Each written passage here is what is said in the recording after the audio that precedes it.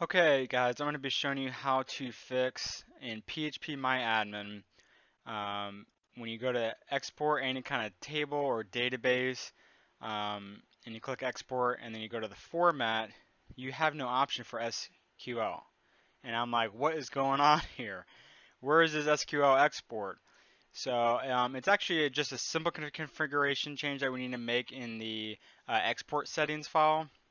So to do that, go into, depending on where your phpMyAdmin is located, mine is in the W root folder because I'm running an IIS server, but if you're running Apache or something else, it might be in a different location, or XAMPP, I know it's definitely in a different location, but I'm sure you'll be able to find it.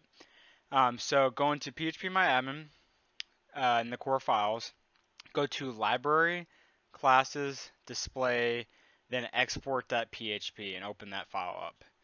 And once you open up that file, you're going to do a control F and you're going to do scan for plugins. We're just looking for those three words. So hit find and you see we will be brought to this, looks like line 6666. So what you want to add is just a simple code here, which I have it copied. I'll put this in the description. So you just copy this code, paste it right in here,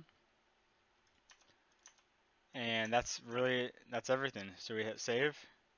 You don't even need to reboot Apache or SQL or anything like that. So once you save in the configuration file, go back to your phpMyAdmin, click on the export to kind of like refresh the page, and you can see it defaults right away to SQL.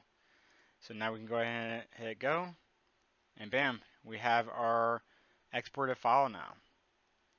So that's how you fix it.